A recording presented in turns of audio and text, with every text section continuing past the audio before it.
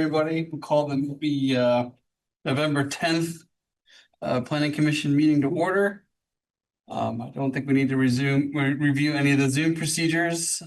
Next item on the agenda is approval of the agenda. Unless there's any recommendations for changes, I'd ask for unanimous consent to pass the agenda as currently written. Hearing no changes, the agenda is passed. Next is consideration of the October 27th minutes. Just take a quick look at those. I would note that it said that Rowan was there at that meeting and he was not. Okay.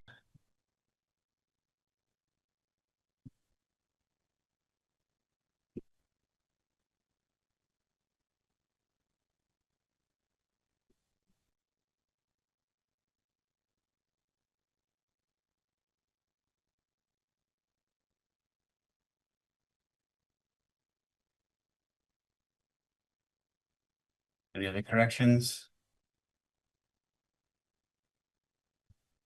Seeing that we do have a correction noted, I'm looking for a motion to pass these ones.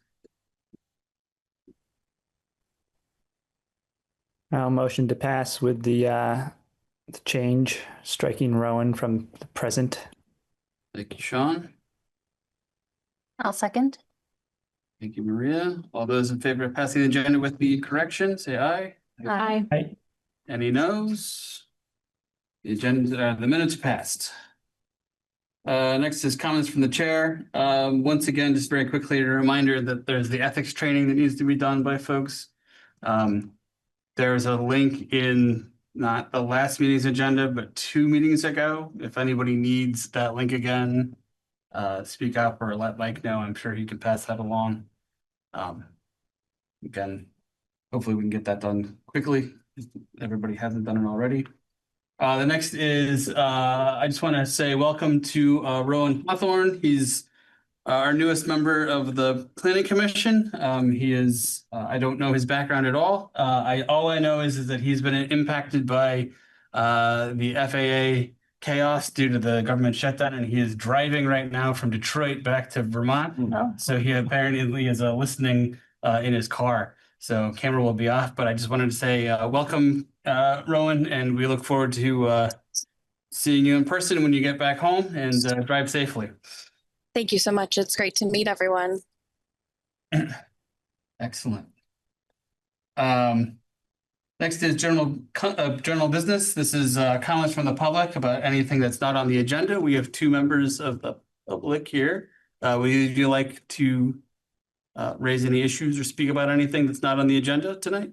Yes. Feel free. And if you wouldn't mind, if you might step up to the microphone. And please just let us know who you are for the record. Thanks. Thank you. My name's Dana DiMartino. You need to know where I live?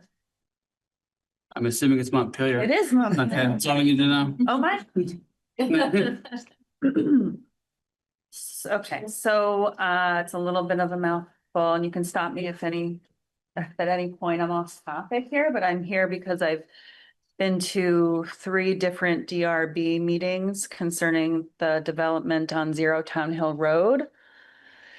And I have a summary of concerns I'd like to talk about. So the first one, my first concern is the exclusion of stormwater evidence. The review process for the application on 0 Town Hill Road was 8/20, submitted 8/20. And failed, in my opinion, and my neighbors' opinions, to adequately consider substantial evidence and input provided by surrounding property owners detailing pre-existing stormwater and impervious surface issues at that parcel. Sections 3008 and 3009 in that application are of concern, which is erosion control and stormwater management. The DRB passed the application without requiring further evidence into the investigation of these areas, despite direct testimony, emails, video evidence submitted by neighbors. Documentation in emails and verbally to me from the DPW and detailed neighbor testimony at these meetings definitively indicates the highly impervious nature of this section of Town Hill Road, directly substantiating the need for rigorous stormwater review. Yet DPW disregarded this in the application and it just went through.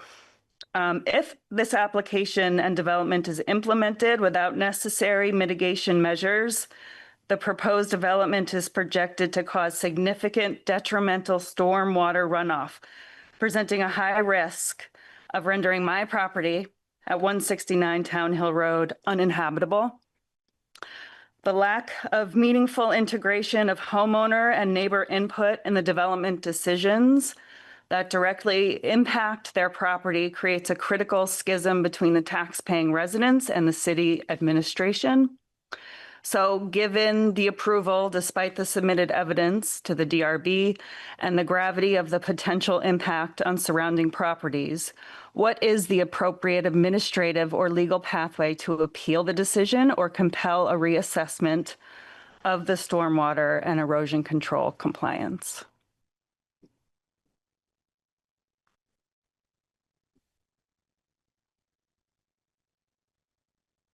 To say something real quickly, just if there's clarification needed for neighbors. So when we went to the Development Review Board meeting, we went to 3 of them, but the last one, some of the board members said to us, we said, why is this information not being considered in this decision? This just is so relevant. There's so many of us there. We have all kinds of evidence. And 2 of the board members said, well, 3 really, but 2 specifically said, we're frustrated too.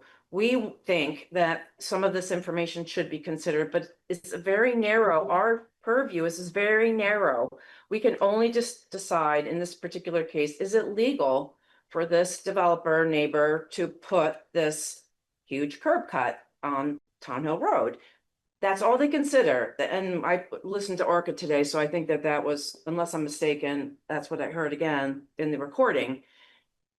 So we're here because we understand that this board is connected somehow to the Development Review Board, and you make decisions about how they work and what they can consider and what they can't consider. Is that true? Yeah.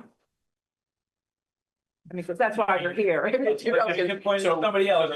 Yeah, not really. Not really. Okay.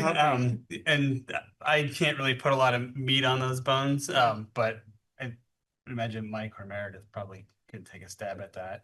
And Yeah, the planning commission does write the rules that the development review board implements. And so tonight we will be going through a number of the sections, including, so we're going through 3007 to 3012. So that would include the ones you pointed out as areas of concern. So we will be going through those and talking about them. We won't be making any changes tonight. What we've been working on over the past couple of months is we've made major changes to the zoning over the past couple of years. And then we had a lot of turnover on the board. And when we adopted the city plan during the summer, there was a lot of concern that the zoning bylaws needed some amendments to help clean up the process, to make it more efficient. And so we wanted to go through and have a discussion with with the public, but also with the commissioners to make sure everybody understands what's in the rules right now. And then to start to highlight areas that are like, this is something that we should look at changing this winter when we get to that. And so I think your comments go to something for the planning commission certainly to discuss tonight, but we won't be voting on making any changes. That's something that would happen during the winter. So would it have to change the Montpelier city plan? No. No. Okay. Nope, the plan has already changed. Okay, the plan has changed. We're doing right now around zoning regulations is the document that the DRB works from. Okay. The 3010? Or that's 3010 is part of the zoning regulations. The zoning regulations, they're online. It's over. Kids actually look at it. It's over 200 pages of PDF. Yeah, right. So there's a ton of information in there.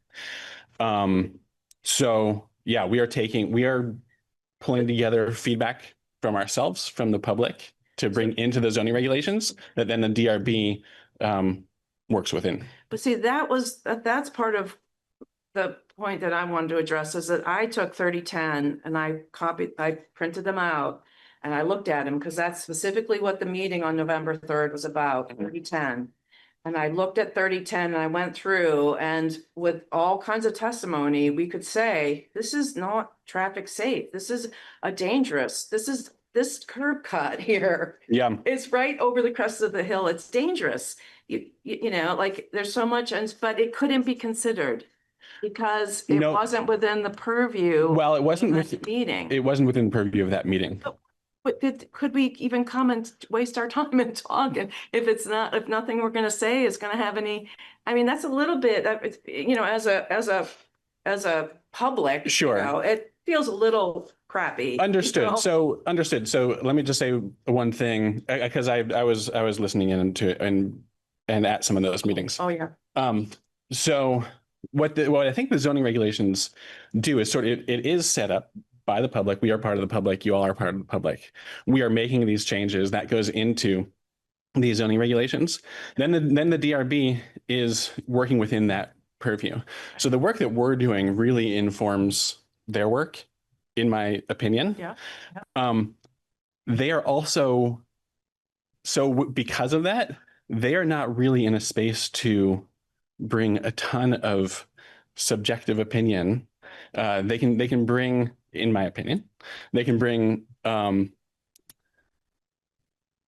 see, like, that's the point, is if they said to us, okay, when we came, if they could consider that evidence, they could have said, you don't have expert testimony about the travel, the traffic and all these things. But if you get that information and bring it to us, we will consider it. See, that's all we're asking. Yeah.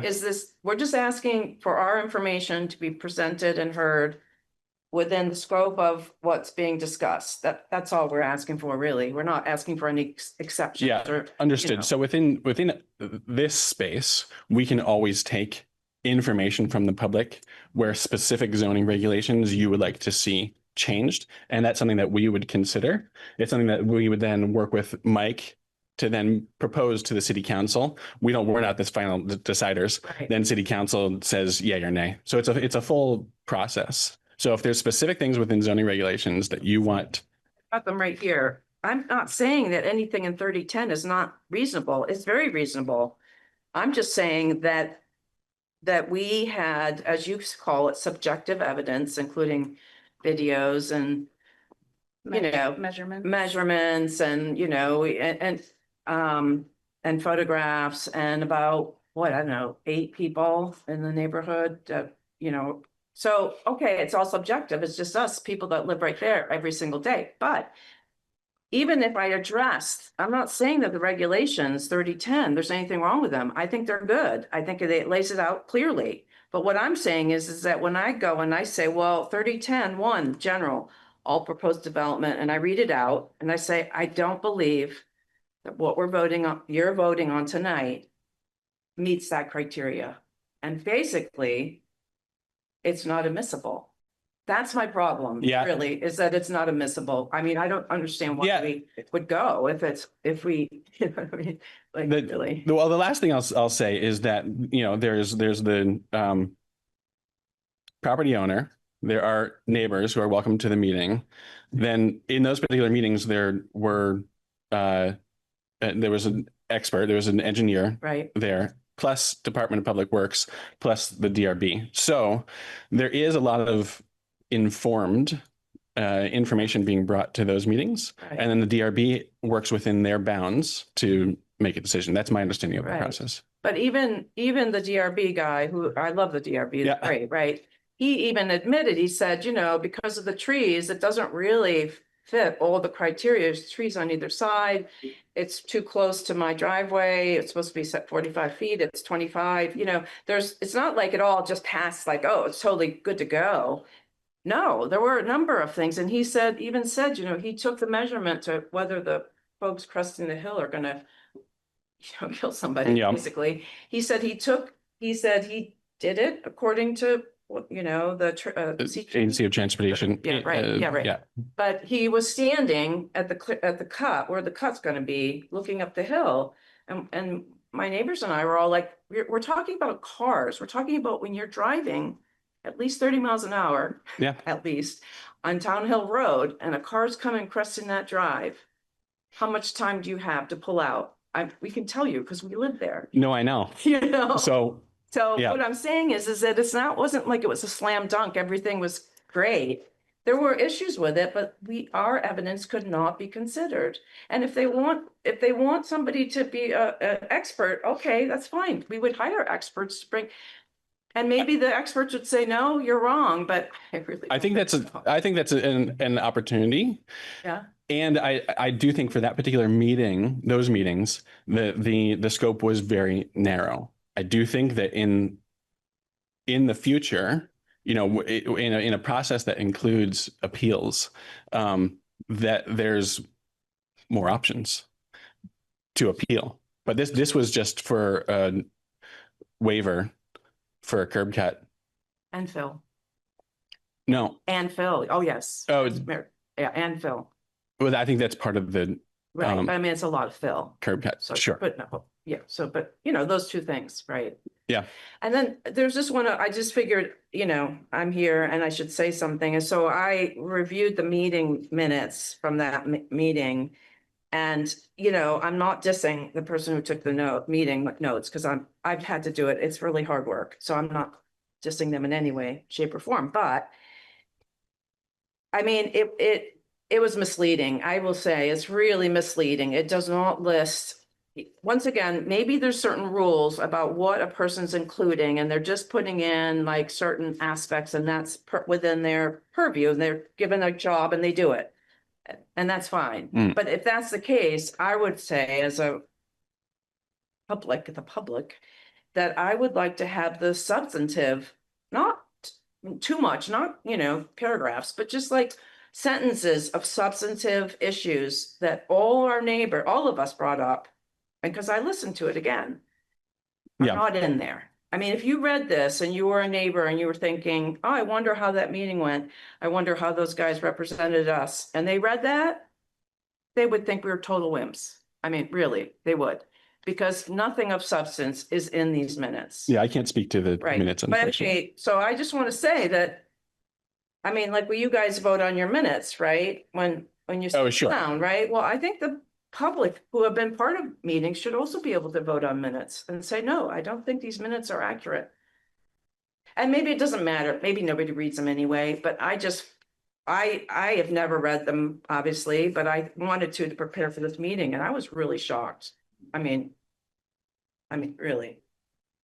You know, like one guy talked for 20 minutes, Steve, and he had all these really good pieces, like he just was right on.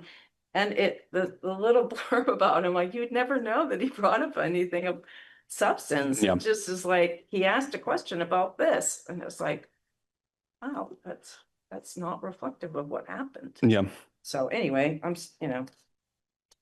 Well, the Orca records are always nice to be able to refer back to. I was saying to Dana, with everyone's 15-second attention span these days, to get through that Sure. Orca thing, you'd be pretty hard put. I did it, but. I just want to get back to your question. That sort of, I think was the real ask is, what appeal routes options do you have? Do we have an answer to that? Oh, Meredith gave. Yeah, us that that's Not for that. Yes, Yeah. she did. Oh, And I appreciate Yeah, that. Thank you, Meredith. Yeah, Yeah. very detailed and that's Yeah. awesome. We I- asked. The appeal, I mean, this is kind of a separate issue because the appeal of the DRB meeting that we will probably likely take is different from 3009 and 7, the flood, stormwater management and erosion mitigation. It's just a closed thing. That's what I'm telling you, come to my house now in this weather. Yeah, right. And then, DPW they fixed the road, you know, they paved it and they said, oh, I see the road's tilted towards your house. Don't worry, when we repave it, we're gonna tilt it the other way towards Joe's side of the house where there's swales and we cut these things. But they didn't, I have an email from, I think, Corey, Mr. Klein, I think, they weren't able to do that. So the road is still tilted towards my house and this curb cut, I'm telling you, it's gonna wipe me out. Yeah, I think I personally think this is a DPW issue. No, I think what she's trying to say, I'm sorry, No, it's okay. what Dana's trying to say is that the decision that came up with the fact that the stormwater issue was a go and there was no problem and it was signed off on. There was no public comment for that section. There was no way for her to comment or for anyone to comment. It was made preemptively. It was made, right? And Dana's trying to say, how can that be? Stormwater runoff is incredibly important in today's world. I mean, hello, 2 floods, like, of course it is, right? So how could and as neighbors, I mean, her house will be unlivable, will be totally unlivable. We're actually gonna review if you have time to stay, we're gonna review all those tonight. And if you see That's something, Things. yeah, I mean, that's the exact sections that we're going through tonight. And so if you Yeah. were able to stay and if you have input as to how maybe something should change, Oh, can you like make changes to say the We're not- public can? we're not making changes We're not making today, changes tonight, that's right. but you We're could make, reviewing. but you could make But- comment. Oh, okay, okay. But specific, and that's great, and I would love to, I'm learning so much about all I of know, this it's stuff. very complicated. It's very complicated and interesting, and but specific to the application for 0 Town Hill Road, it's closed for 3. There's nothing I can do. We don't have anything to do with Yeah, it. we, so yeah, I just want to, we can't resolve anything with respect to this particular issue in front of the DRB. So if something's closed, if DPW says, it's good, it met all our standards. But maybe It's in the good. appeal you can bring that They up. make recommendations, DRB makes recommendations to the DPW will make recommendations to the DRB on things that are relevant to the application. Yep. And DRB can overrule DPW if they choose. But it generally, like we said, it's going to require something because they're civil engineers Of course. and So if the developers DRB bring in civil engineers, it's going to be difficult to go through and say, unless you've got an engineer or are an engineer, Yeah. you can go through and say, well, I think they're wrong because they missed X, Y, and Z in their analysis. But where do I bring that up? Because I can't bring it up at the DRB. Yeah, at this point, it's closed, and it's going to be one that would have to be taken up in the environmental court in an appeal. So that broadens the scope. The appeal broadens the scope, yes?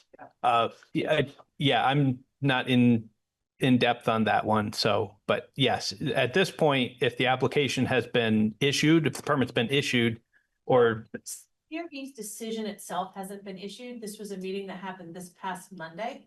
yes, So the decision is pending. Once the decision is signed and issued, that is then appealable. Just to get into the specifics, this particular matter, I am not going to be issuing the actual permit until after the appeal window of the DRB's decision. Because it just doesn't make sense, because the DRB's decision is on a very narrow scope. So DRB decision is still pending. And I'm happy to discuss more about the specifics of that appeal once that decision's actually issued, but I haven't officially, the board hasn't officially issued the written decision yet. So Does that usually take like, I don't know, 15 days or 12 days or? So they have 45 days from the close of the hearing to issue it. We try to do it a whole lot sooner than that, but it's basically 2 people, right? It's myself and the chair. So it varies. Sometimes it can be the same week. I usually try and do it the latest the next week, but life happens as well. So it's a priority. Can you send it out by mail? Can you send it out by email? I have to send it out by mail. That doesn't mean I can't also send it out by email. That's terrible. I'm well aware, and I have all of your email addresses because I've been keeping you all in the loop on all the various hearings as best I can. So, but it will have to also go out via mail, just so you know. Okay. Okay, that's a statutory As requirement. long as it's and because really our mail is so willy-nilly. Well, half of it goes, but. Okay. So, Yeah, I was gonna say, and I don't want to belabor this, but I'll just say this is what it sounds like what I heard what you guys were saying was is that in your review of certain sections of the 3,000 chapters, 307, 308, 309, 310, sounds like you didn't, this is more of a procedural issue and a process concern that you have as opposed to the actual substance of what's in the regs. And Exactly. so it's, The interweave, I'm just letting you know. okay. All right, I just let that's you what know. that's what I just want to say is, I mean, we are going to be going through the line by line through those sections today and tonight to just sort of review it. And if you have certain concerns about what you have read in there, please feel free to you can give us written comments, you can stay and talk to us tonight and give us recommendations or your thoughts about it. You know, if you want to stay and sit here on this dark and stormy night, you're welcome to do that. But otherwise, you know, it's not going to be anything that was going to be touched directly on your current situation at the DRB. So I just wanted to invite you guys to stay if you want to, but I just want to kind of manage expectations in terms of what we're going to be looking at tonight. I mean, again, thanks for coming. It is helpful to hear, you know, your concerns. So, and with that, I think we'll turn to the update on the next agenda item is the update on planning projects in the city. Yeah, I can keep this pretty short. So I did get to go last week to Portland and pick up our second award for Plan of the Year. So Thanks for the invite. yeah.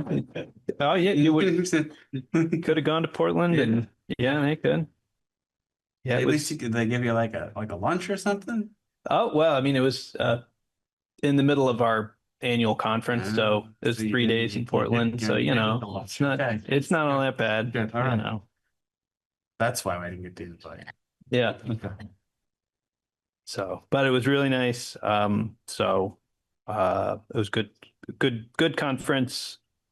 So, but a lot of the other stuff, we're still City Country Club Road, still the RFQ is out, request for qualifications. So we're still working through that process. So we have a number of pieces that are moving, but no big updates outside of those.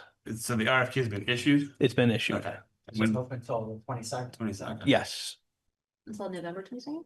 Yep. So it's a relatively quick turnaround, and they're doing. I was impressed. We did have a site walk last week, and it was pretty well turned. Number of bigger companies. So it was nice to see that there are a couple of people interested. Good to hear. Is that it? That's it. All right. That was short. Next is continue to work on the new / permanent zoning amendments. And this is a continuation of our review of chapter 3, starting with section 3007 through 3012. I guess I would just suggest that we do the same thing that we did last time, which is do a review, have Mike or Meredith walk us through a particular like a subchapter, a section, do that review, and then we can have a discussion once that review is done, just so we can kind of keep this focus as best we can and keep it moving forward. So unless anybody has any ideas for doing it differently, I'd suggest that's the way we do it. So. This is inconvenient timing, but it's something I just remembered. So Peter, the email that you forwarded us from Peter about ideas that he had to share about housing policies and programs. He said he has some ideas about all the above. I'd love to have the opportunity to share with the Housing Committee and Planning Commission. So I don't know if that's resolved over email. Sorry, but this is more of the comments being general business, not about, you know, going through the section that we're going to go through. So I read what he had to say, but I don't know what the next step is. Do we invite, you know, of course he's invited in, but do we just reply and say, yes, you can give comments in writing or coming in? Or are his comments maybe pertinent to a certain section that we're going to go through, and we could recommend he come on a certain night that coincides with a section of zoning? Yeah, I'm trying to see which specific. Yeah, this you had forwarded us on Friday. Yeah, I get a bunch. I mean, it was, yeah. And so the Atlantic article was about, Oh, Rent this was, control, yeah, yeah. and then is that a stabilizing force to allow you to build affordable housing in the interim? And then he just said generically that he had a bunch of ideas. yeah, he won't. Yeah. Yeah. Yeah, about like 3 different types of, ideas that he wants to have an opportunity to share. Yeah, I mean, we can either invite him in. It seemed like a couple of them were more appropriately targeted to the housing committee, but yeah, I did read the Atlantic article. We won't get into that today, but we can. It's up to you if you want to, if there's something specific in there that ties into what we're working on, or if you want to just, we can send him an invite for.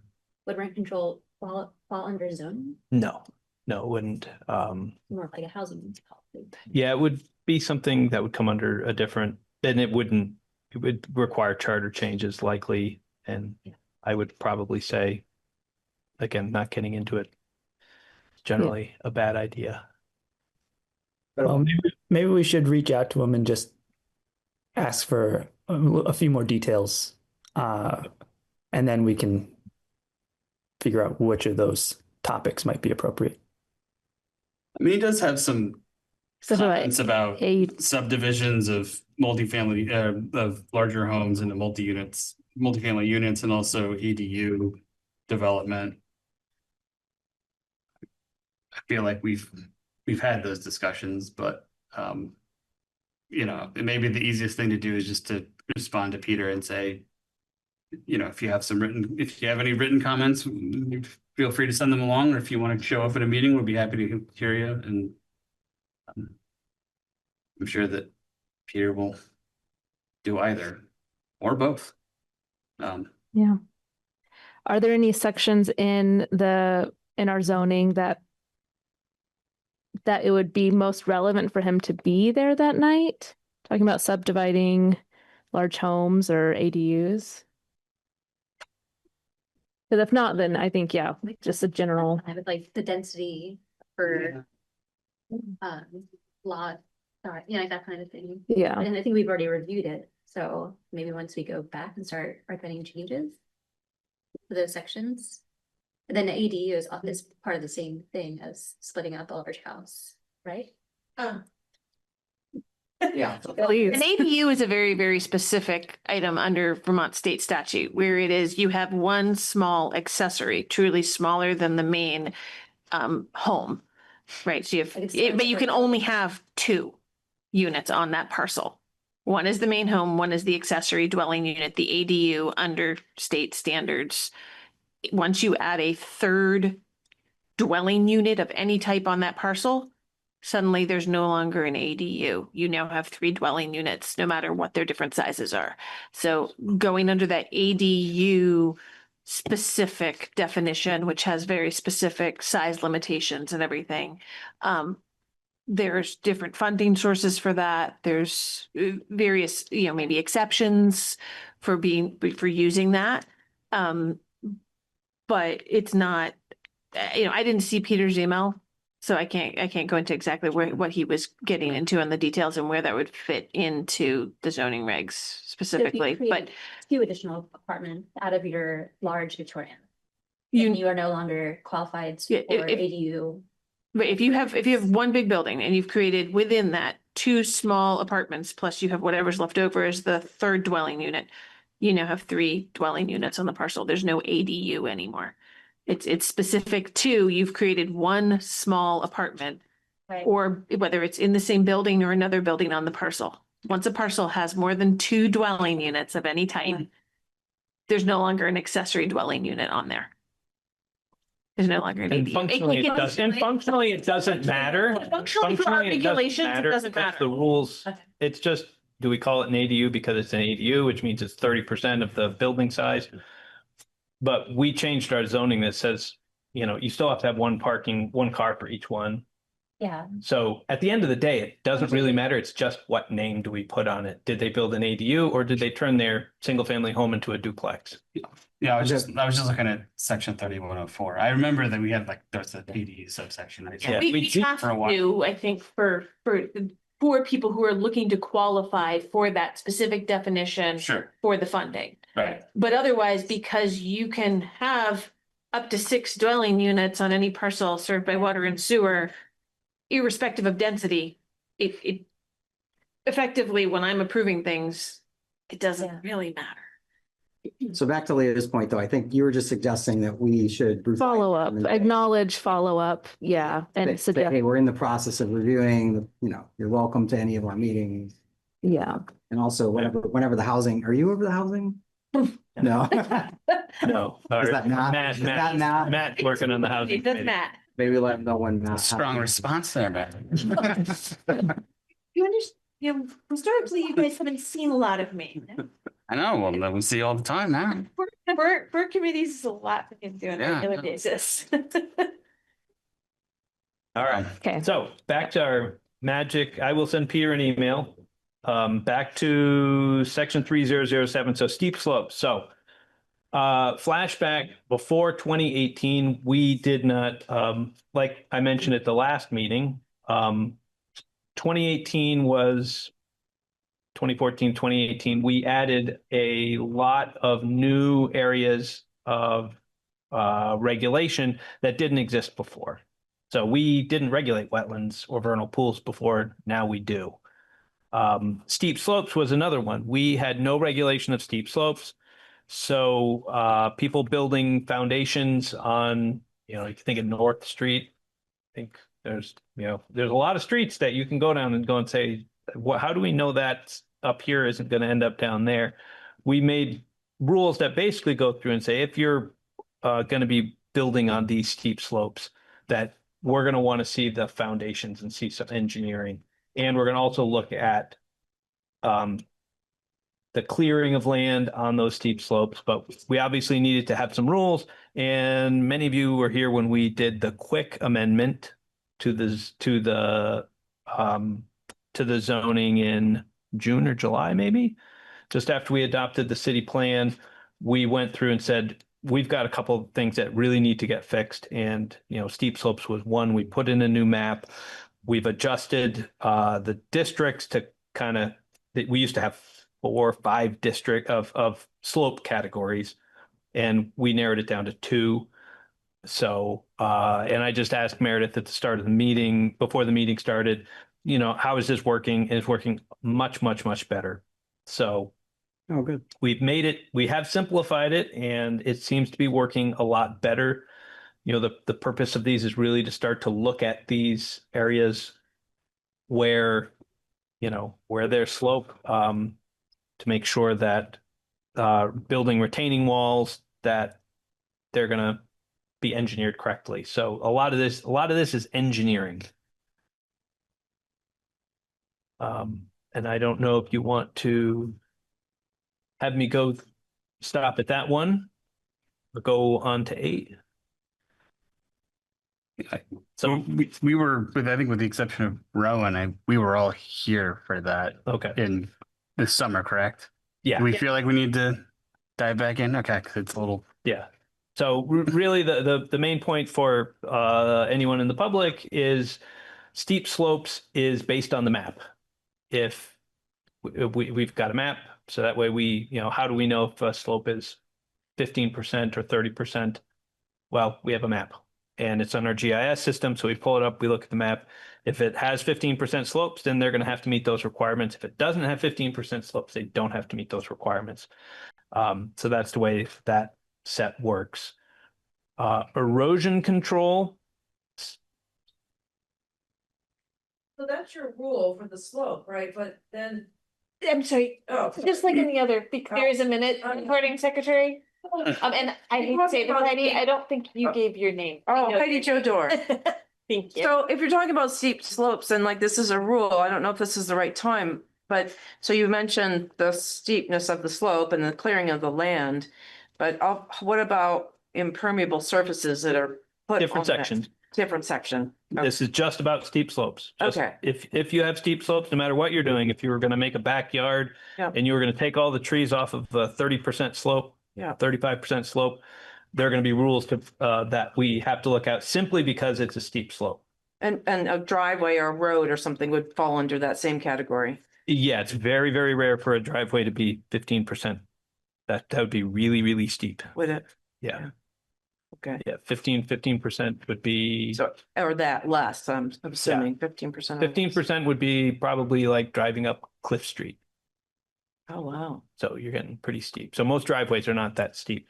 But- Not saying you can't find them, but if a driveway were going up Yeah. a 15% slope, then it would trigger that. So would it trigger it if the driveway is not at that slope, but the slope down from the driveway? It's got to be, first of all, it has to trigger that. It has to be on the map. If the map is not, and I believe at this property, the slope was not, that was not in that mapped It slope wasn't, area. actually, you're right, it was outside the map, It- right? So then, yeah, so then there's no regulations for the sloping in that area because it's not on the map? Yes, because of the steep slopes. That's what we, It's not specifically for that area, that location. This is citywide. Yeah. And the data that we're using Yeah. is from the state. And what it's doing currently, the current data set that we're using is finding large areas of very steep slopes. So if you go behind the college towards Sabins Pasture, for instance, Simply, yeah. what I was at Blanchard Brook that's there. Oh, That whole area is on our steep slopes map. Like it's very, very, very steep. I see. So minimal areas of steep slope that happen to be on someone's property Yeah. You wouldn't have- aren't caught by that. Well, would a neighbor be able to utilize that if they felt that the slope going No. down from, no, they. Not in terms of these zoning regulations, no. I see. So if it's affecting a neighbor, like in this case, right, Dana's house, right? She can't say, oh, that's a 15.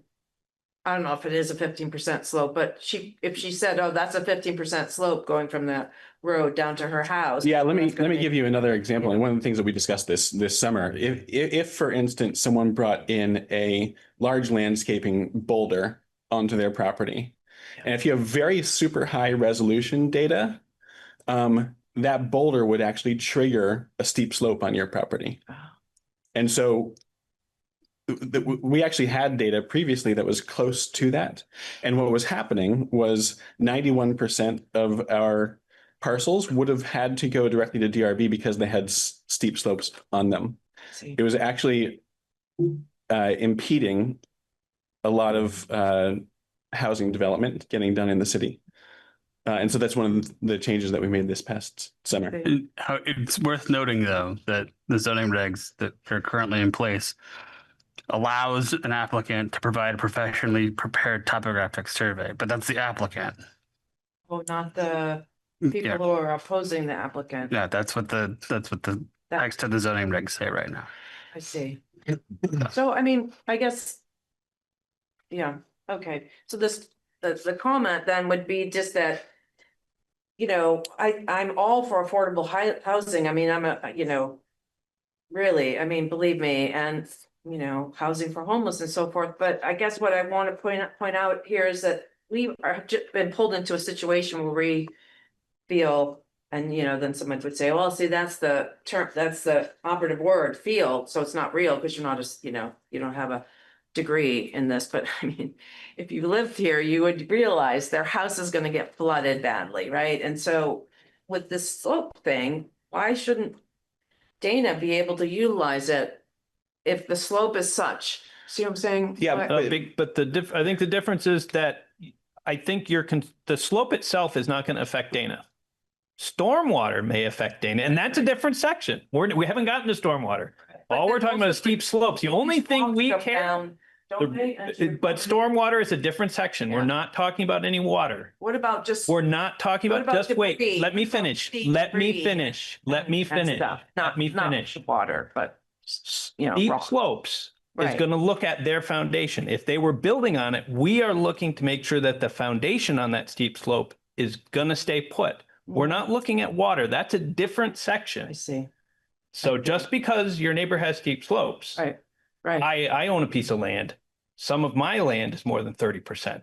yeah. As long as I don't build on it, it doesn't Right. matter. As soon as I decide I want to go and build something on that steep slope, Right. then I need to go and have an engineer design my foundation, and I have to send that foundation plan to a third party, which is DPW engineers, who will look at it and make a determination of whether that structure will be safe in that I see, location. I And if see. I'm going to take and remove So the material. fill would kind of be this, what you're talking about. They made a determination that the fill that's going to be put in above the steep slope that goes down to Dana's house and Rob's house. They made a determination that fill is not going to cause a problem, basically, under the current rule, right? That Well, you're it talking probably about. was not evaluated under steep slopes because it Oh. wasn't a steep slope. Again, What you're 50%? confusing. Well, it's confusing also- that. The only way that dirt's going to go ending up down at Dana's house is if water moves it there, and that's stormwater, and we haven't gotten to stormwater I yet. see, so. But it also has to be a large enough area. Like I see. said, the Blanchard Brook ravine. Right, If someone has a like a dip on their property, right. that will not be caught by the slopes map. So that would will not. would it be the responsibility of the homeowner to, no, they can't do it. There's nothing to be done, right? Well, Like- it passes the zoning regulations, no problem. Right. So Right, I do have a question, and it probably comes up in several of these next ones, but we have a hearing required. I'm just looking at the criteria that they need to meet. Maybe some of that, I think we've been talking about, how do we make things, less subjective and more by right, or by, if you have an engineer that comes in with plans, right, that meet these criteria, what is the hearing for? Like, why are we having a hearing? So the the engineered plan and report, if you really want to get into the details here of 3007, that's subsection F. That you have to have an engineered plan and report, right, that addresses existing proposed grades, foundations and retaining walls, right? This is all the, if you've triggered that engineered Yeah. plan. Yeah. And if you've triggered a hearing, you've triggered the engineered plan, right? Then the board takes a look at that engineered plan to see if it But they're meets not the engineered. standards. Yeah, but Right, But- I hear what you're saying. This also does give guidance, though. Otherwise, yes, it is just a rubber stamp. If all you require is an engineered plan and report, then I just have to have that engineer stamp on the design and it goes. we're not making Because- decisions. Can I just, can Yeah, I of make a comparison? That's very similar to what's going on in erosion control right now. There is a requirement under the erosion control standards where maybe all you need is the plan, you haven't triggered a hearing, right? And so if all you've triggered is the plan, then it's my review and I have DPW just double check it Uh-huh. for something. That's the same in here in the steep slopes. You might require the engineered plan, but you don't require, sorry, I did it backwards before. If you require a hearing, you have to have the engineered plan. You might just require the engineered plan. There's a level where Yeah. all you require is the engineered plan, in which case I get a plan, engineer has stamped it, they've put their license on the line. I have DPW double check it Yeah. because they have engineers, right? I can't necessarily see that something is wrong or doesn't make sense. And if that's all good, it goes forward. That's an administrative permit. We just required the extra level of get me an engineered plan. If it's really excessive slopes and triggers that higher tier of you need a hearing, that's the when that was all put in place, part of it, I think, is that at that stage, you have such steep slopes or such a large area of impact that you're prodding, the regs are prodding to get neighbor input because there's a higher risk or chance of potential impact on neighbors. That's why you require hearings. That's why conditional use requires a hearing, but permitted use doesn't. There's potentially more chance of impact on neighbors. It's where you have those different things. And if you're sending something to the DRB, then oftentimes there needs to be some standard in there for them to judge whether or not to approve something. So that's why there's design standards in here. That's that extra layer of the DRB to look at. Other than just, is there an engineered plan and report? Right. Sorry, that was It just seems really, the criteria seems really technical, and I just don't know how non-engineer, that's all I'm saying. Yeah. I'm not good with space. No, I mean like spatial awareness. So like, I mean, so the from 15 to 30% grade, 4,000 feet or 4,000 square foot of disturbance triggers the engineering plan. 8,000 triggers the hearing.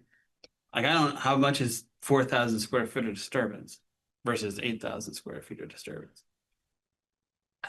Because I mean, I hear it's twice the disturbance. I know that. I can't tell you. I know, but I'm just like I'm just trying to wrap my head around. Like, I hear what you're saying. I the policy. So what I would say, and I didn't bring my paper version, right? Is in 80 by F. say residential. What's helpful for me is like thinking about like a 2,000 square foot house, for instance, and then double, and then the mine's stacked. But you gotta think about this. Footprint. Sure, flat. If you think of, if you were in your neighborhood, you could start thinking about the size. What is the size of the parcels that are in some of these neighborhoods? So 8,000 square feet is 0.18 acres. So just under 0.2 acres. Like a normal foundation and a 2,000 square foot home, how much land would be disturbed? Well, but it's not just the foundation, right? It's the foundation. It's everything they have to dig up around the foundation. It's the driveway, if they're putting in a long driveway.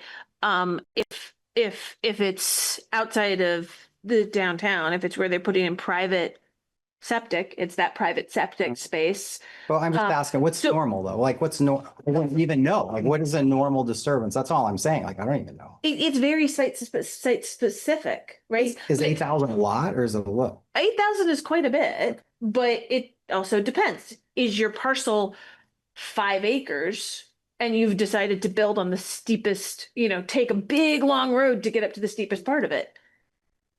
Yeah, you can quickly trigger it if you're talking about, I'm at the bottom of the hill. I want to put my house at the top of the hill, and so I'm going to do a cut fill project across this steep slope. Right, Yeah. you're going to drive my driveway. You're very quickly going to be over your 8,000 square feet. And so the driveway is going to trigger it. Yeah, sure. They won't then require also engineered plans for the foundation on the flat. Anyway, Like, I was just road. flagging because I think several of these, like the question that we should have is, do we really want hearings and when do we want them? That's all. That's the reason. Yeah. So, but I mean, the Liberty Street neighborhood, I don't know, parts of Liberty Street are really steep. Franklin Street, those are in the Res 3000 zoning district, right? So max footprint of a house or any building is 2,500 square feet. Usually they're not that, a lot of the ones I've seen up there don't have a footprint that is that big. Minimum parcel size is 3,000 square feet. You're probably not going to trigger those 15% slope things there to just build even a duplex. Yeah, what was watching everybody before, which we tried to fix, was the fact that somebody would come in and build a retaining wall in the back. And it's whether you're impacting or creating a 30% slope. And you're like, well, technically the slope is coming down, then it drops at 100%. And then so we just created and now we need an engineered report. Now we need to go to the DRB. Now we need to have a hearing because we put a retaining wall at the back of the parking lot. That was already there. That was already there. And so we had a number of these that were just like, no, that's not what we're trying to fix. Or putting a staircase, I think was the example that we used this summer on Northfield Street. Right. So we already have a steep slope, but we're going to build staircase up it. So that way we can get up the hill a lot easier. Well, stairs are 45% slope. So all of a sudden you're like, Triggered. you triggered it. And we're like, well, that's not why we're here. We're here because we had a garage on North Street was one of the first ones that came up. And if you know North Street, it goes up, and then you've got this big, nice cliff that drops down, and they were putting in a garage. And so there was a lot of, and I think there was one on Marvin Street, Marvin and College was one of the other early ones where they wanted to build a house. And they kept coming in and saying, well, we're going to put in this foundation. And DPW said, nope, that foundation is not with that soil type, and that's not going to work. You're going to have to, do this or do that. And so they finally came up with a solution that let them build, but it had the opportunity, but again, no public hearing because it didn't disturb the right amount of slope, but it did get in the door, got us in the door to make sure that that building was going to be safe for the foreseeable future. Or in the case of the other one on North Street, the concern was for everybody downhill of that because of because it was on the steep slope. We were looking at what was the stormwater runoff going to be on that one. Yeah. Anyway, that's good. Thank you. Yep. Thanks, Matt. But we'll flag that as, talking about the hearing limits again when we get there. So erosion control, again, this is a very technical one. It's a requirement of every project. It's not really one that we look at unless you trigger the erosion control plan requirement. So if you're doing something on a slope and you trigger one of the requirements, then we need to see the engineered plan. Professional erosion control report. Because that word was changed on figure 310. No, because I know that figure 310 says engineered plan. Okay. But the actual language it's a professional erosion control plan. Okay. We'll have to fix that in the figure 310. CP is an industry Yep. standard, term. So in any event, that's where the erosion control plan. So erosion control practices, the reason why these don't really come in as a review requirement is because they are just always required. So anytime you're in the state and you disturb soil, you have to meet the Vermont standards and specifications for erosion prevention and sediment control. So these come up for any projects that we have going on. But if it doesn't hit the trigger on this, then it doesn't need the professionally prepared plan. They're still going to have to meet all the erosion control requirements, but it's not something you present in advance.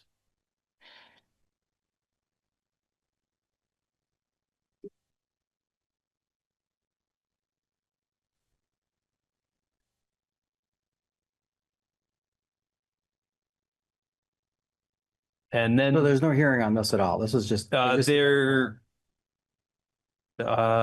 there is no hearing on these. No, for the erosion control. Nope, there's just the erosion control plan would have the professional plan Yeah. Okay. or not. And typically, if you've triggered hearing for steep slopes, you're gonna have triggered the erosion control plan requirement as well. Yeah, it'll be. And so both of those end up being reviewed by the board because they're interrelated. Yeah.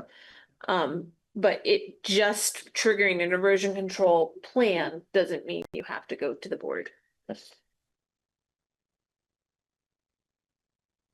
And then again, the third piece that is related to all three of these is stormwater management. Now, big picture on stormwater management is so this was not regulated prior to 2018, and so this was put in, and a lot of this is trying to dovetail with the state permit. So there is a state stormwater discharge permit which regulates, it's either a half acre or it's 20,000 square feet. I can never remember which one they put it at, but needless to say, that size of impervious doesn't come up very often unless you're in the downtown or you're building big parking lots. So you're talking about a quarter or a half acre of parking lot. So what we did was in developing this was to start to ask the question of okay, how far down do we push this for requirements? Single family homes, do they need stormwater management plans for every home?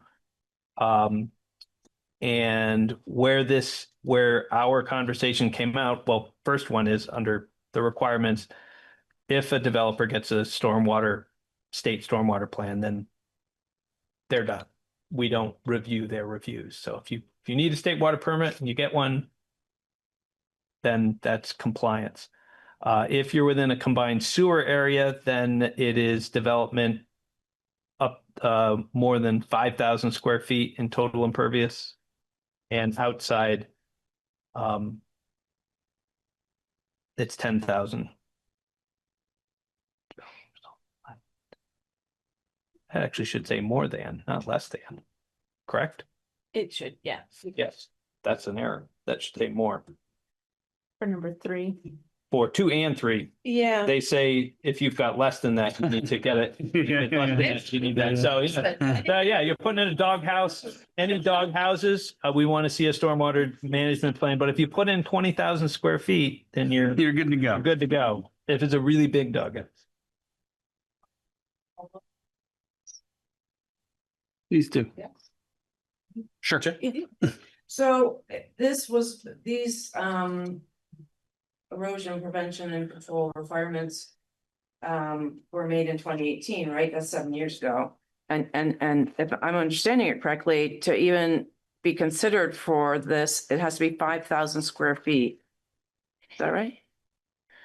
Of impervious. Of impervious surface. 10,000. Combined sewer area. Yeah. And Right. if the stormwater systems and the Yeah. sewer systems Yes, actually flow into the same thing, yeah, then the trigger is 5,000 square feet. 5,000. Yep, So- if it's separated, 10,000. And 10,000. Okay, so I would just say, I don't know. I mean, it seems a little bit like common sense to me, given what's happened in 7 years in terms of water and flooding and all that, that number is way too high. I mean, that's just my personal opinion, and I'm not a hydrologist, so I'm speaking as, but I think that to not have any oversight other than, to not have outside input and oversight, or input, I guess is really the right word.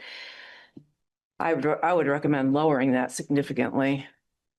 5,000 square feet is. I think. Impermeable surface. Well, I think when impervious surfaces are discussed, correct me if I'm wrong, that it's oftentimes being talked about in terms of the watershed that it's a part of, and what the impact of those impervious surfaces will have on the runoff going into a nearby stream and into a watershed. That's my understanding.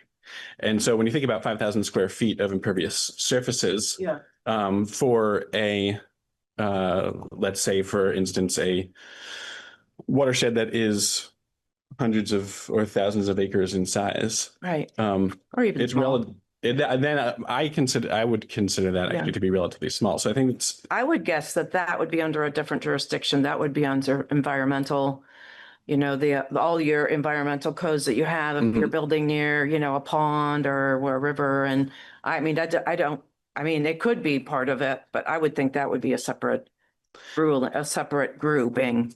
I think the only reason I'm bringing it up is because we were thinking about this impermeable surface 25 feet wide going down quite a ways. I mean, this is ostensibly because it hasn't been approved, but if why do you put a curb cut in?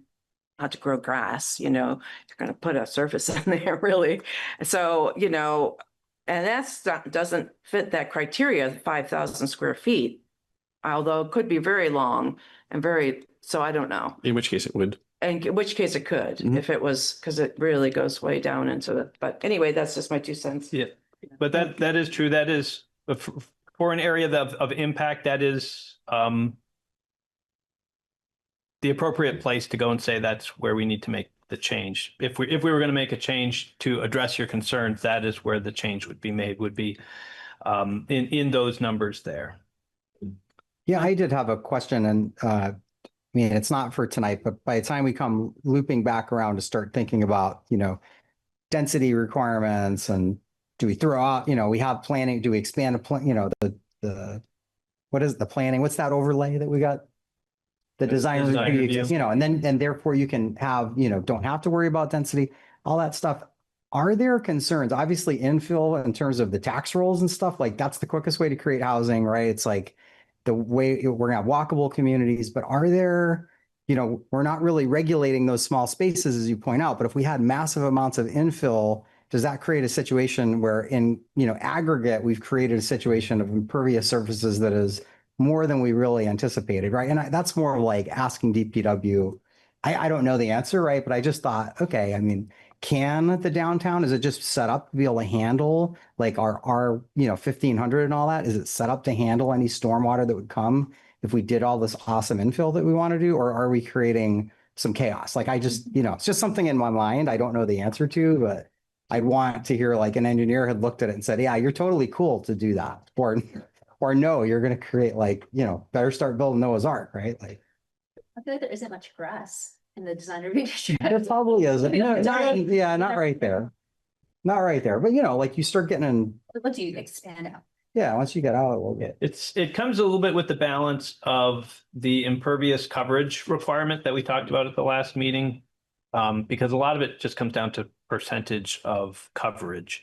And yes, in the downtown, when you've got up to 100% coverage, you're going to generate a lot of stormwater because every inch of rain that lands on that parking lot has no place to go other than down the drain. So that's why we have, a lot of the downtowns are going to have stricter rules as it comes in because they're going to have to start treating stuff. And a lot of times we've got, the work on State Street, they put big centrifugal sediment removers and things like that. So basically your roads are all draining down in and being treated in this underground because there's no place where else you're going to treat it. There's nowhere else to treat it. You don't have an area that's lawn that you can disperse the water and let it settle in. You're going to have to just treat it with engineering. So a lot of times as you work your way out to the more rural areas, you're going to start seeing coverage requirements that are max 40%, which means 60% of the lot has to be lawn and green. And while we aren't very directly saying that has to be in a location where it's absorbing from the site,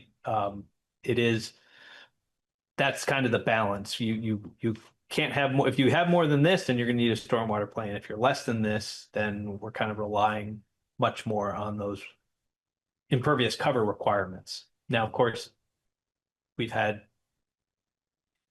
issues on Gallison Hill because you've got this one going to this one, going to this one, going to this one. So, even though their lawns are behind them, but it doesn't really, because the houses are really house, driveway, house, driveway, house, driveway. You're kind of, each one is adding stormwater down the hill if you're not able to direct it away from the house and send it back.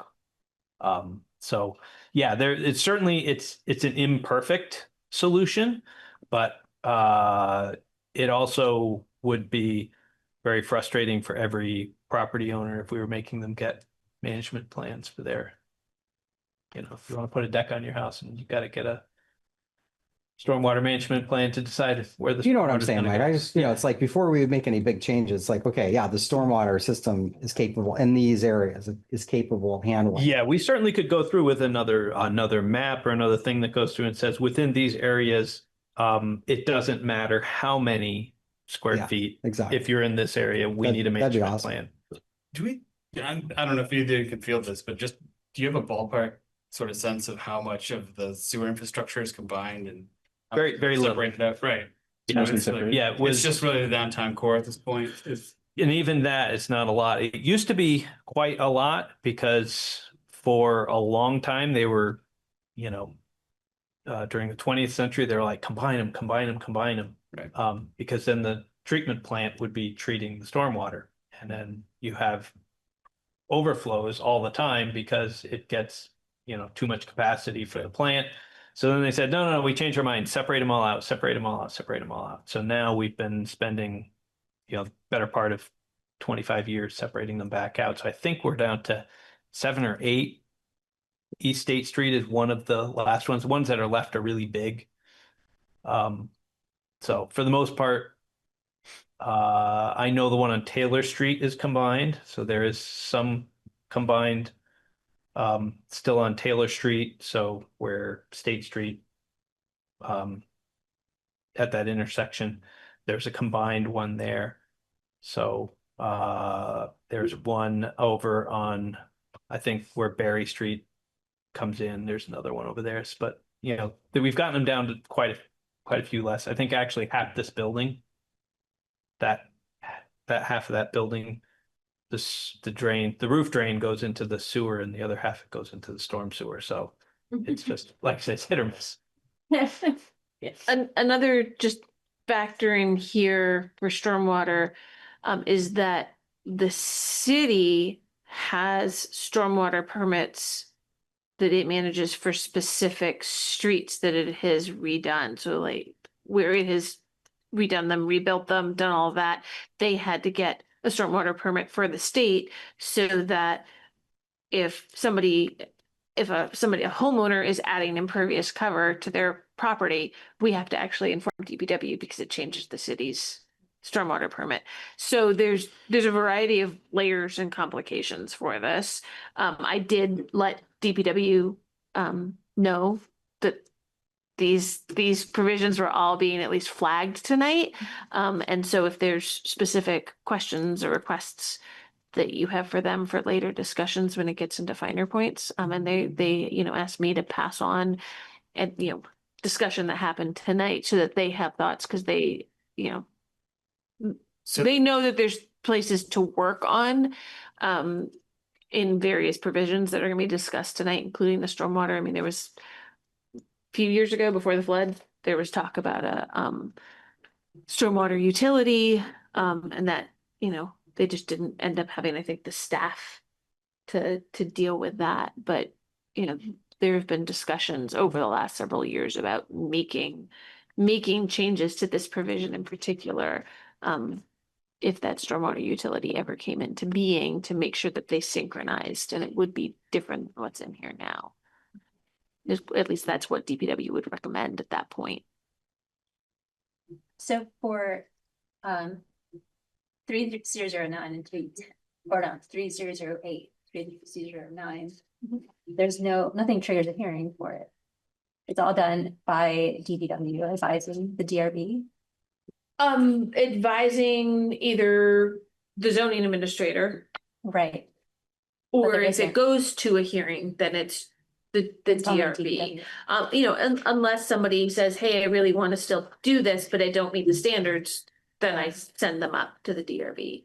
But usually if something like that is triggered, you're going to either trigger steep slopes or you're going to have been adding so much impervious surface that you hit major site plan. So the whole thing goes to the DRB anyway. Okay. So advising zoning administrator, when you're going through the permitting process. Yeah. Yeah. And I'm sorry, I should know the just broad brushstroke. What triggers major site plan again? So it has to Sorry. nope, it's okay. So first, to trigger site plan of any sort, you have to, the use involved has to be something other than two dwelling units. Yep. And then we just changed this. It's more than to get to major site plan that automatically requires DRB approval. It's more than 6 dwelling units, right? Is what we just changed that to in July. And because it is an and now, or it could be more than 8,000 square feet of congregate living, and construction of a new principal dwelling or major renovation of an existing principal building. Sorry, not principal building, not principal dwelling. Construction of more than 10 new parking spaces. Construction basically of a really large accessory structure. A large addition to an existing building, or cumulative net of more than 2,000 square feet of new impervious surface. Where are you looking right now? It's section 3201B. Thank you. Yep. That's how you determine minor or major site plan. Thanks. Minor is administrative review, major is development review. Can I ask a, sorry, clarifying question? So the steep, whatever it's called, Steep slopes. yes, section, and the erosion section, if those aren't triggered, then the stormwater management is not triggered then either. Stormwater management is looking to trigger that review. Yeah. You look really only at how much impervious surface is being added to the parcel that's getting the permit, Regardless of the slope. regardless of the slopes. Mhm. So a flat parcel that's adding 5,000 square feet or more or more than 5,000 square feet of impervious surface is gonna require a stormwater management plan if it's in the combined sewer overflow area. And outside of that, it would be 10,000 square feet of Yeah. impervious. More than 10,000 square feet. Yep. Yeah. Okay, I have to digest this on my own time. Those are a lot of numbers. Yeah. So if I understand correctly, then, so in the situation that we are all addressing, it's regarding a curb cut and fill. Okay, that's all we can ever talk about. We don't know anything else. So we're all in the dark. Does it mean, and it's 25 feet wide, so we know it's, wide, like a road.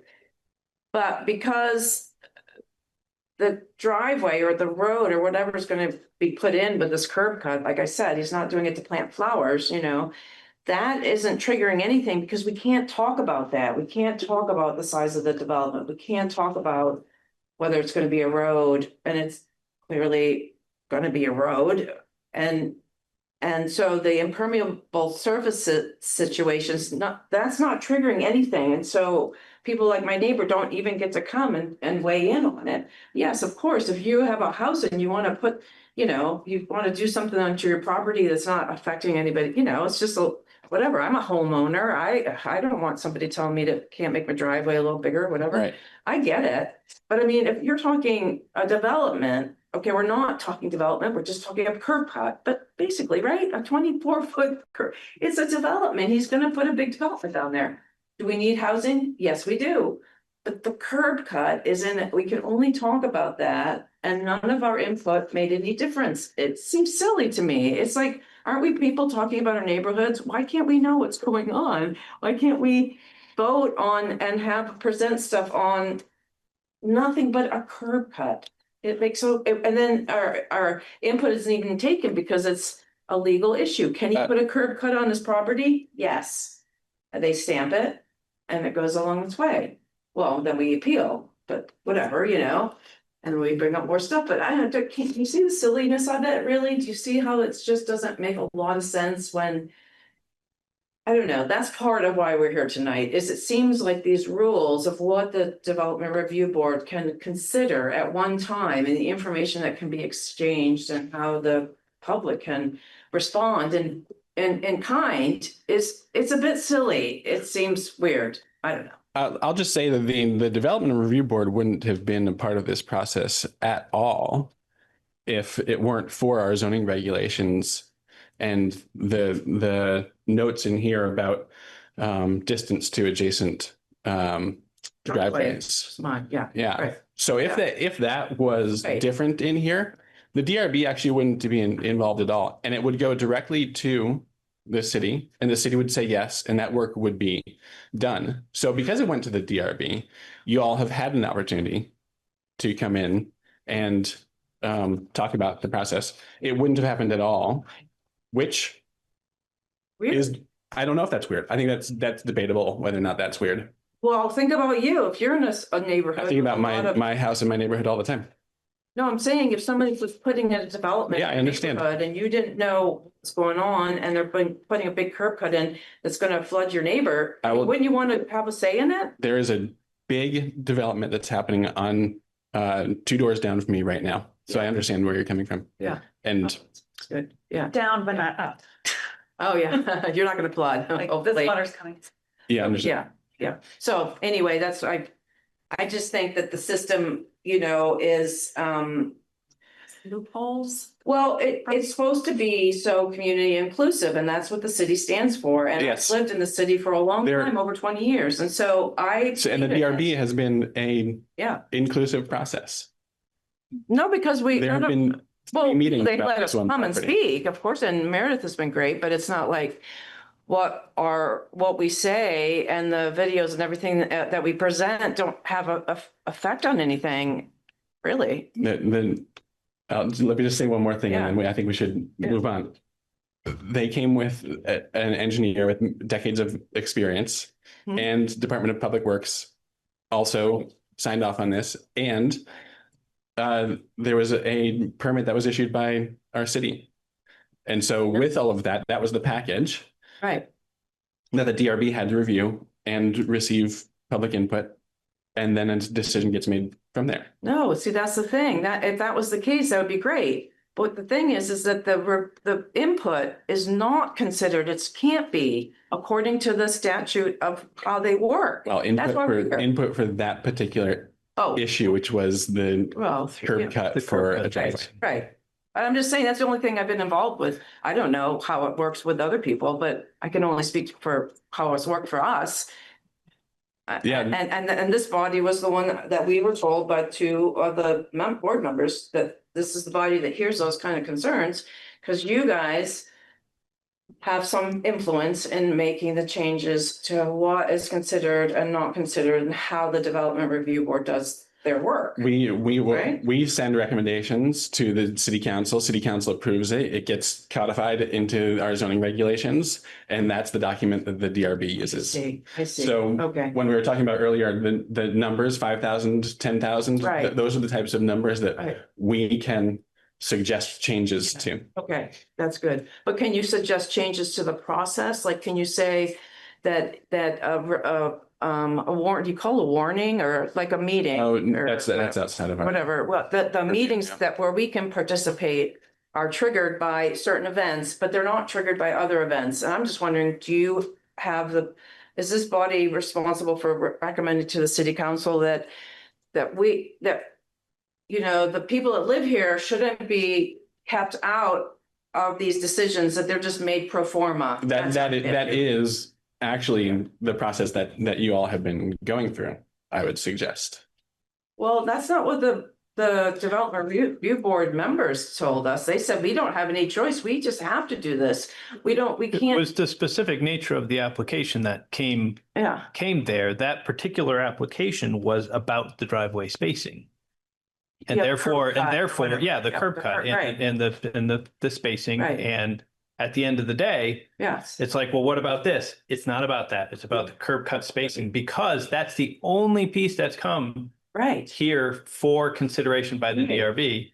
And we did, Because we did if adhere when to he that. develops the site, there's going to be. Oh, that's a different thing. Yeah, right. He's No, going to have a new exactly. permit, and then you're going to have a whole new set of Oh, right. where we'll be able to Right. talk about. No, we Does did. he I trigger- think we did know that, because listening to Orca, Steve, who spoke, he said, I know I'm not supposed to talk about stormwater, and neither did, you know, but we addressed specifically the 3010, which was what the meeting was about. And we brought up issues with 3010, but the thing is that we didn't have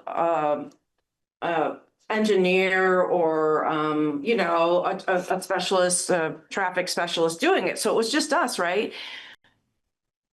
Yeah. Right. So if we had known that, though, I mean, and so it wasn't really, I think the part that's frustrating is that this one new board member said to the others, am I correct in assuming that I'm really only making a decision tonight? I have to basically approve this because it's legal. This guy can legally get this curb cut on his property. It's his property and so forth. And we're not really talking about anything other than that's the outcome. And they said yes. That's what the premise is. Yes. And the board, the DRB gets this a lot from other things. Projects will come through and people will say, but what about the traffic? It's not relevant. We've got these rules. Traffic only applies in subdivisions and in conditional use. This isn't a subdivision. This isn't a conditional use. We can't talk about traffic. But what about the traffic? We can't talk about the traffic. The traffic is not relevant. The meeting said specifically that it was about 3010, which is traffic, which is. No, that's vehicle access and circulation. That's about the Yeah. function of a curb cut. How wide is it in order to get vehicles in and out safely? Certain commercial ones would need to be wider because they'll have two-way traffic. Certain ones are narrower because they're only for up to a certain size.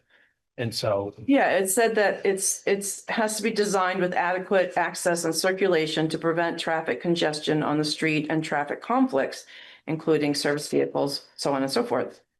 That was one of the things we showed that.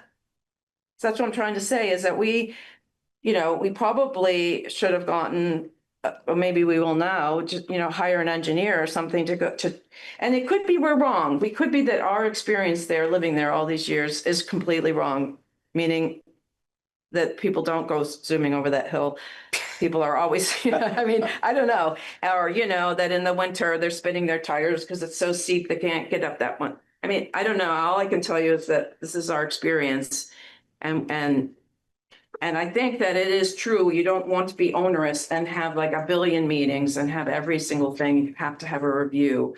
If someone owns their own property, they want to do something with it, well, let them. I mean, really, I'd rather have my attic, my garage converted into but if it's a development that's affecting neighbors, I think there should be a little bit of an exception there. We should be able to be involved. That's our civic duty, really. Right, but I just want to be very clear about this.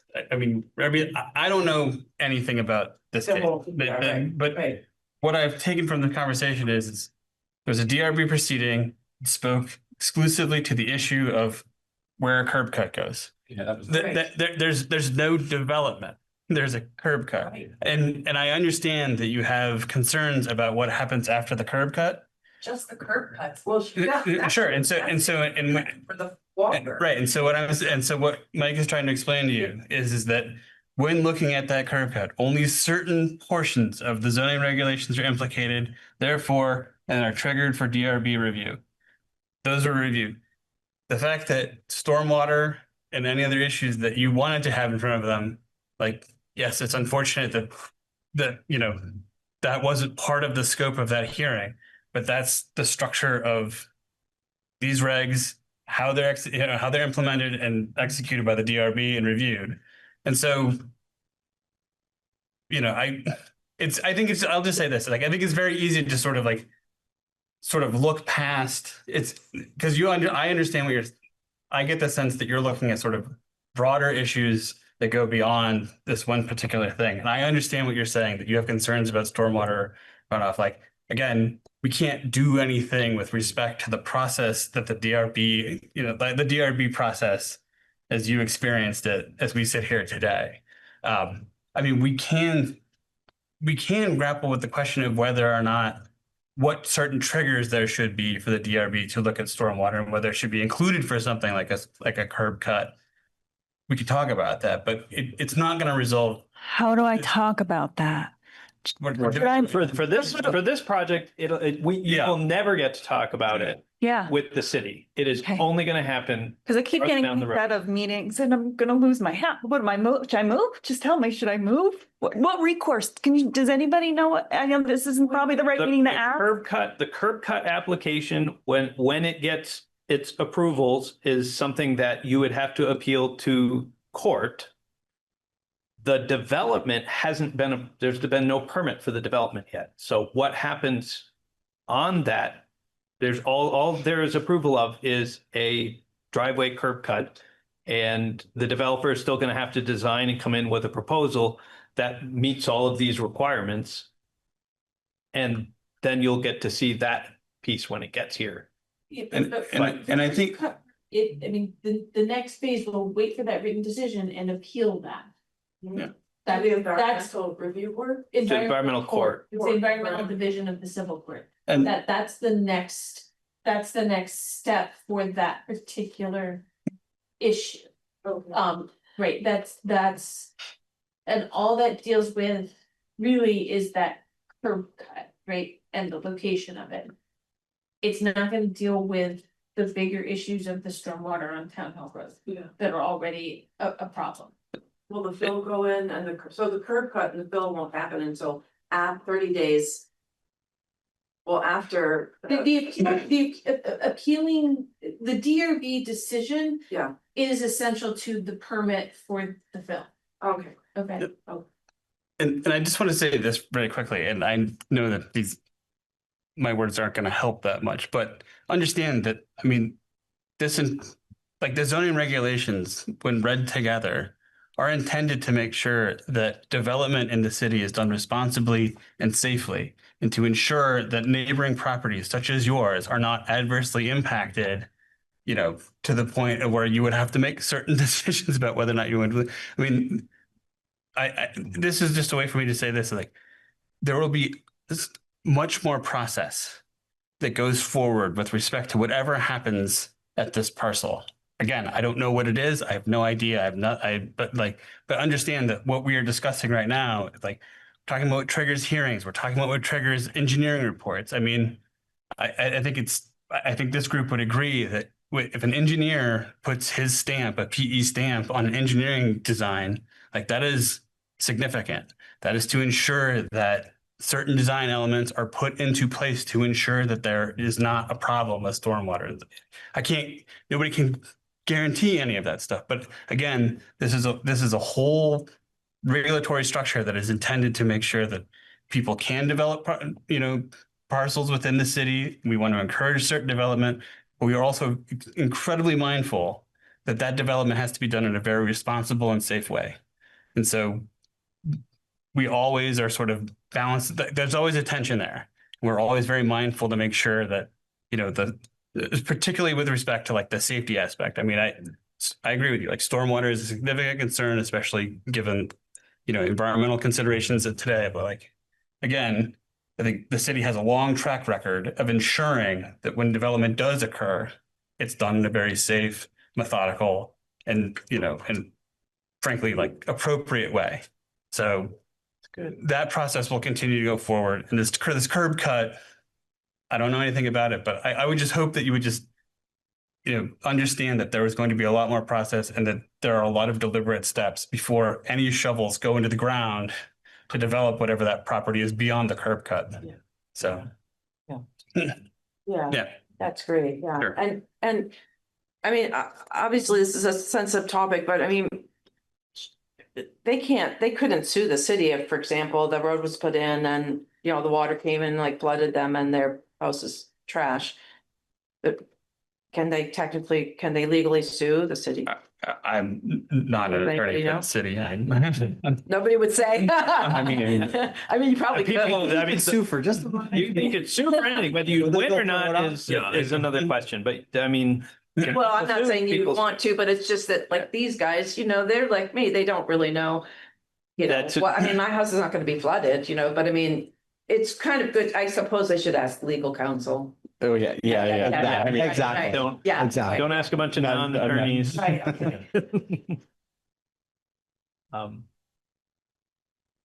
So we can kind of try to get through these. I think although 12 is probably the biggest and probably one we can kind of skip through the fastest. But 10 is the vehicle access and circulation, which we've talked a lot about. And so what this is looking at, we have said many times that this section has been a problem section, and it's mostly been a problem section because the rules were written very suburban and as if you were putting in a new subdivision and not really looking at the real world. So we have a lot of these non-conforming driveways that don't line up, and the spacings are so big on figure 311 that you end up with these requirements that need waivers. And so we really just need to go through and clean those up. But really what this is trying to look at is to make sure that the new vehicle accesses are going to be safe and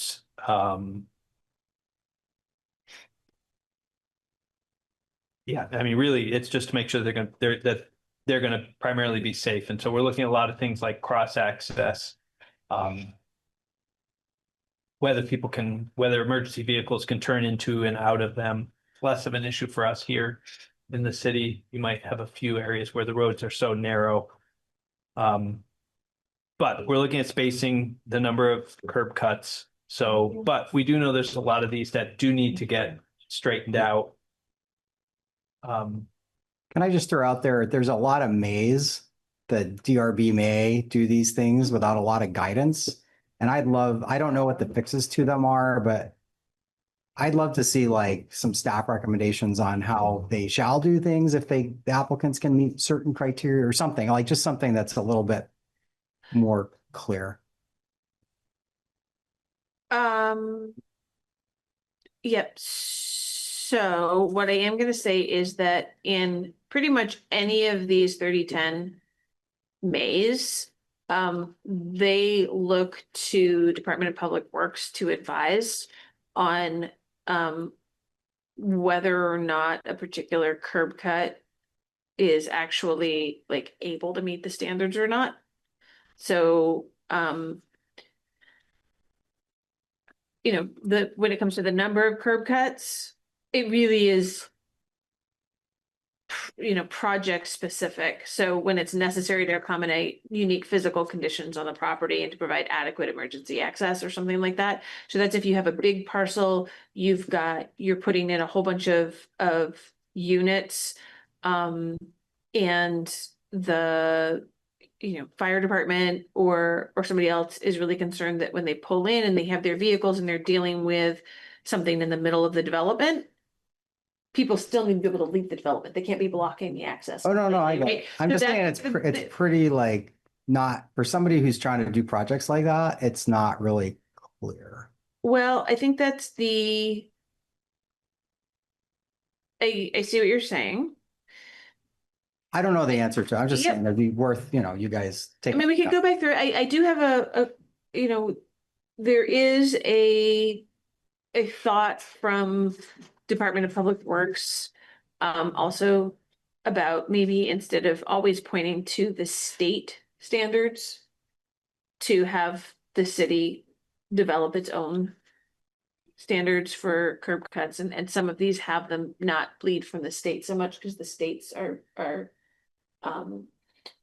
don't necessarily match up with existing conditions in the city and with what is needed in a city of this type and the size and with the road speeds that we have. What can I ask what the disconnect is kind of generally between the state and what you're envisioning? So some of the things you look at for like sightline distances, so like how far you have to be able to see, it's not necessarily dealing with hilly terrain and slower speeds maybe. And also the how you measure the curb cut radius, which is a very technical thing. I know a lot of the time DPW is like, it doesn't quite meet the B71 standard, which is a radius on the curve of the inside of the driveway, but it's okay for here in Montpelier because driveways don't really meet that. And it's a small neighborhood with low speeds. It's a dead end road. So people are pulling out and that's fine. It doesn't have to have this big wide curve for big trucks to be able to pull in. So those kinds of things, there's disconnects and differences. I am typically in this section, the things that have been difficulties are the driveway spacing. Most of these other things, it's a designer comes forward, they say the specifics of their neighborhood, their area, is it a dead end? What's the speed? Is there a cul-de-sac already at the end? Or is it something where you're talking, it's River Street after the curve of the roundabout headed towards Berry, right? Higher speeds, 40 miles per hour, rivers on one side, there's no place for anybody to go to get out of the way. They look at those neighborhood specific type situations and evaluate it as to whether or not you need, two curb cuts, one curb cut, and it also depends on what the development is. So that's why there's so many mays in this one. And And how why- close the structure is to the road can make a big difference, because a lot of times those B71 standards are really looking at making sure that you have enough turning radius. So even if it's not like your driveway might be here, but it's got all the gravel built up so that way you could swing a fire engine in. Well, if the buildings are right up next to the road, the fire truck is not pulling in your driveway. It's just parking on the road, and they're gonna battle and do whatever they can from the road. But if you're 150 feet off the road, well, now we do have to make sure that that curb cut is wide enough for a fire truck to make the swing and to go down that driveway into that and to access that location. So it really does get to be a little bit more definitive. What we have in our rules are those suburban models. The fire truck is pulling into everybody's driveway. But at the end of the day, most of our houses, you'd probably say, yeah, no fire truck is pulling in my driveway. Well, I can understand why we regulate the distance between an intersection and driveway, like what you're saying, if someone's pulling out and it's already a busy intersection, you can see that could be a safety hazard. What is the reason for the distance between driveways being regulated? And I currently, my own home right now, I think our driveways are a foot apart. Like there's like a cement wall and we are right next to each other. It's only one curb cut. So Yeah, and it so works fine. So in some places that'll work just fine. And what they might consider that is a shared driveway with one curb cut, and you just have two sort of lanes coming out of it.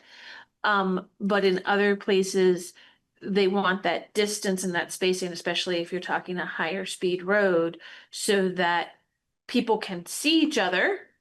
And if they're both trying to get out at the same time, right, they can alternate who's going, even if they're going opposite directions or same direction, as well as being able to time it with traffic coming on the road at the same time.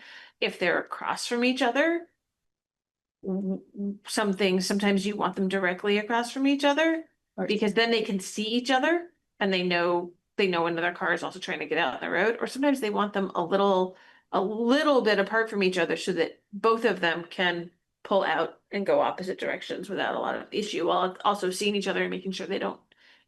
There's a whole lot to the science. I don't know it all. These are things that have come up in discussion. It's like the urban center one is a 30-foot minimum. Oh, yeah. I mean, that's one of those ones that doesn't make any sense. Building. And a lot of these don't even have curb cuts, and you see one. There is no curb cut. Right. It's all parking on the street. So yeah, some of those spacing distances, that would be they just don't make any sense whatsoever. I mean, is there a rationale to not have a minimum and just kind of like have the DRB just approve? What the minimum based on like that staggering Right. versus like head on. Yeah. the like, minimum let's All of get them are going rid to of go to it. the DRB. So first of all, Okay. only certain projects will go to the DRB. Yeah. Not all of them. Some of them are going to be administrative. But yes, there are a number of these that we could probably get rid of, because the traffic on the road is so slow and the traffic is so minimal that it really doesn't matter if your driveway's lined up. If you're up on Cliff Street, I mean, are you really worried about the traffic and the timing of who gets the turn out of the driveway first when there's I don't know, that's a sketchy street. I mean, like, have you ever pulled out of a driveway on Cliff Street? Like, this is like the older construction of Montpelier, which is all very kind of like higgledy-piggledy. Like you go slow because it's higgledy-piggledy. Like, that this is a sketchy situation. You need to be looking out for headlights. Wait, so that's you have a minimum spacing standard in those neighborhoods where you want me to be able to approve a driveway that meets that minimum standard for a new driveway or a widened, right? If somebody's trying to widen their curb cut and it's getting too close to another existing driveway, I have to send it to the DRB. So UC one might be a zoning district where you say, there's no minimum spacing from other driveways. There is a minimum spacing from a road for new driveways or if you're expanding. It sounds like you have some right? good ideas on maybe how to work on this. Yeah. Oh, yeah, Well, what the actual numbers are, I don't know, but I mean, this is, we know this has been an issue. It just hasn't been the high priority for making revisions to over the last few years. Right now, I think it is the time to move forward and get DPW input and. Yeah, that's what I was gonna Yeah. ask, cause like, Right. if there's a want on behalf of the city, whether it's DPW and you guys, Yeah. like, is there capacity to do it when we kind of do this larger review or? Oh, Yeah. I mean, this is, yeah. the they've been made aware of the They've been, Okay. yeah, they've been pulled, they know about 3010 and 309, 308, that these are all things Sure. that are up for discussion. Yeah. And 3010 is definitely one that's in the list of, we want to make the revisions. Capacity to make the changes while you're still doing the other stuff. We'll see how we I can just- work it in. No, I just, this all sounds good, just, I But, mean, if, yeah, this seems like a, you know, a good place to just say like, look, let's just. Oh, it's on our list of, Yeah. we're gonna propose it, but we also, need to discuss with you and get your thoughts. That sounds great. I wanted to jump in just briefly and say thank you for working on this. And I think it's clearly an issue that needs to be, that there are challenges at the moment. I've been looking around at other zoning regulations and for instance, like, I don't think South Burlington, Williston I don't think there's any minimum for driveway separation. So in my opinion, therefore, 45 feet feels like a lot. And I will add to that by saying in our regulations, it's what we're picturing, what I'm picturing, I'll speak for myself, typically is driveway separated adjacent to each other. So 45 feet up from a driveway and 45 feet down from a driveway. The zoning regulations also say opposite. Yeah, across the street. So when you have 45 feet and most of our streets in town are less than 45 feet, it actually is problematic in our zoning regulations when it says we prefer to have directly across. If you want directly across on most of our developments that happen in town, you have to come in front of the DRB for a waiver, which is exactly what the situation, because I assumed that it was an up or down neighbor for this Town Hill property, and it's not. What triggered it was an opposite across the street Oh, wow. neighbor that triggered the DRB. Now, if that wasn't, this is sort of what I was saying earlier, if that wasn't the case in the regulation, it never would have gone to the DRB. Let's say the road itself is, let's say it's 25 feet across. And then the minimum, let's say, was 20 feet, for instance. That across the street would be not only permissible, but preferred and would go through administratively. Yeah, and I think I'll leave it at that. That's good information. Thank you. Yeah, the minimums do feel like an extra layer that I'm not sure is necessary for safety.